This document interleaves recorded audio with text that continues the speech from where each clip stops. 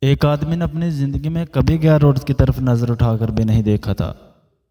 ایک مرتبہ اس کی زندگی کے برے دن شروع ہو گئے اور بہت تنگ دست ہو گیا اور گھر میں فاقے شروع ہو گئے۔ اس آدمی کی ایک نوجوان بیٹی تھی گھر میں۔ جب فاقے انتہا سے آگے بڑھ گئے تو وہ لڑکی اپنے گھر کی اور بہن بھائیوں کی حالت دیکھ کر غلط قدم اٹھانے پر مجبور ہو گئی۔ دل میں ارادہ کر کے گھر سے نکلی تو کہ میں اپنا جسم بیچ کر کچھ کھانے وغیرہ کا انتظام کروں گی۔ وہ گھر سے نکل کر لوگوں سے پوچھتے ایسے مقام پر پہنچ گئی جہاں جسم فروشی کی جاتی تھی۔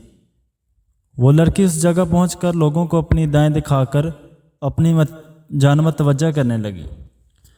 لیکن حیرت کی بات تھی کہ ایک آدمی نے بھی اس کی طرف آنکھ اٹھا کر بھی نہیں دیکھا تھا۔ لوگ آتے اور اس کی طرف نظر اٹھاتے بنا ہی گزر جاتے۔ خیر اس طرح لڑکی کو انتظار کرتے کرتے شام ہو گئی اور کسی نے اس کو لفٹ نہ کروائی۔ وہ کافی پریشان ہو کر گھر کی جانب چل پڑی۔ جب گھر پہنچی تو اپنے باپ کو منتظر پایا۔ پریشانی میں مبتلا باپ نے پوچھا، بیٹی تو کہاں چلا گئی تھی؟ لڑکی نے باپ سے معافی مانگی اور رو رو کر سارا ماجرا بیان کیا کہ ابو، مجھے بھوک سے تڑپتے ہوئے بہن بھائیوں کی حالت دیکھی نہیں گئی اور میں مجبور ہو کر گناہ کرنے پر مجبور ہو گئی، لیکن کسی نے بھی میری طرف نظر اٹھا کر بھی نہ دیکھا۔ سارا ماجرا سننے کے بعد باپ نے بیٹی سے کہا، بیٹا تیرے باپ نے آج تک کسی غیر عورت کی طرف نظر اٹھا کر بھی نہیں دیکھا، تو پھر یہ کیسی ممکن تھا کہ کوئی تیری طرف نظر اٹھا کر دیکھے؟ اس لیے اپنی نظر کو عورت کی چادر پر بھی نہ ڈالو۔ آج تم بچو گے تو کل تمہاری اولاد محفوظ رہے گی۔ نظر شہوت کی بچ ہوتی ہے۔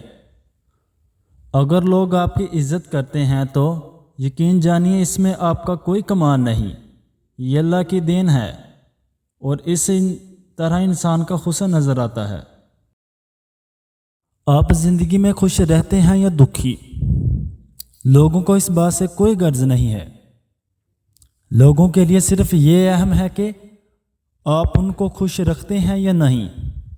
احمق لوگوں کی پہچان دو چیزوں ہیں، ایک وہ جو بغیر سوچے سمجھے بولتے ہیں، دوسرے وہ جو وہی کچھ بولتے ہیں جو وہ سوچتے ہیں۔